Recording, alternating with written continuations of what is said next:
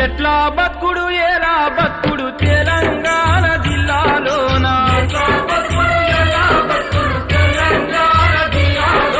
లాఠీ తూటల రాజ్యమాయ తెలంగాణ పల్లెలోన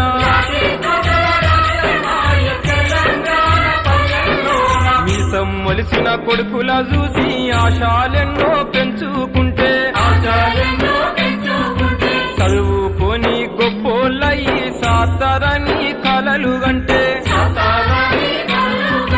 కన్నందుకు కంటి పాపల కాటికైనా